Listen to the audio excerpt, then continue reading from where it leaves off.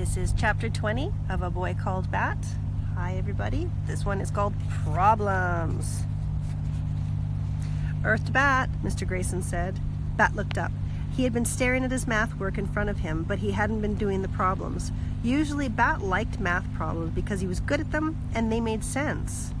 Usually Bat asked for extra math problems when he was done with his regular math problems.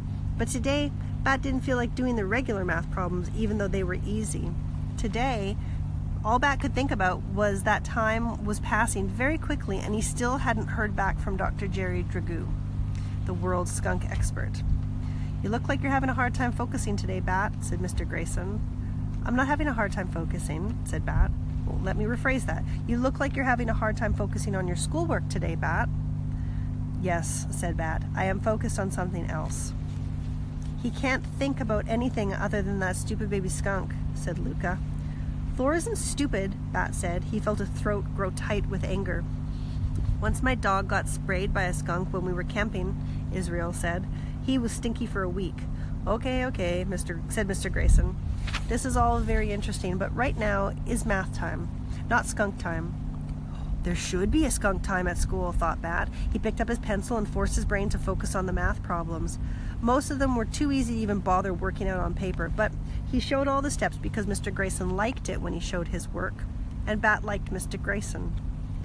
While part of Bat's brain worked with his hand to do the math work, he let another part of his brain think about skunk time.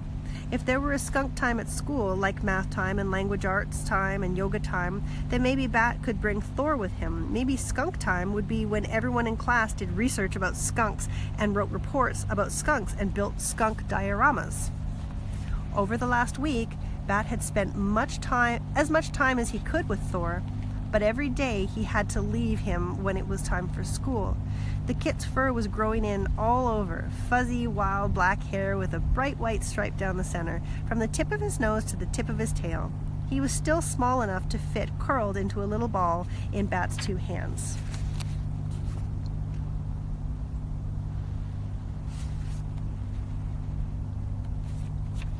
And he had plenty of time to spend with Thor, because Janie had barely spoken to him since the pajama top incident. She spent all of her time in her room practicing "Off with Her Head" song for her Queen audition and going over to Ezra's house. Now and every other Friday was coming, and Bat would have to go with Janie to Dad's house. Even worse, no matter how much Bat begged and pleaded and bounced up and down, no matter how clearly explained to Mom why she should change her mind, Thor would not be going over to Dad's house with Bat and Jamie. This every other Friday meant that Thor had already spent 2 weeks living with Bat and his family, and if Bat didn't find a way to change Mom's mind in 2 more weeks, Thor would be leaving for the rescue center. "Thor will be fine, Bat," Mom had said. "Lawrence is going to take him for the weekend." It wasn't that Lawrence couldn't do a good job of taking care of animals, Bat thought as he finished the last row of math problems. It wasn't that Bat didn't trust Lawrence, it was just that, well, Bat didn't want anyone else taking care of the skunk kit. What if Lawrence did a better job? What if Thor was happier at Lawrence's house than at their house? And even if Lawrence was trustworthy, no one was perfect. What if Lawrence put the animal carrier on top of his car while he unlocked the door and then he forgot it up there and drove away? What if Lawrence went out to get some ice cream and didn't remember to lock the door to his house and someone broke into it and stole Thor? Even if everything went just right, at the end of the weekend, they would be 2 days closer to Thor leaving them forever. Just thinking about that made Bat feel queasy, like he had been jumping on a trampoline with a stomach full of pizza. "Bat," said Mr. Grayson, "did you need to take a little break?"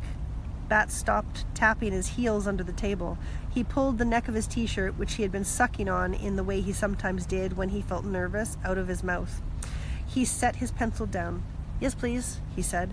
In the back of the room, Baby Cakes sat placidly, licking a light pink wheel of salt. Her ears flopped to the sides in relaxation.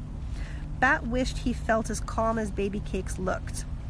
He climbed into her enclosure and sat cross-legged beside her, scratching behind her ears and thinking about the weekend. If his parents weren't divorced, then he wouldn't have to leave home every other weekend and go to his dad's dumb apartment.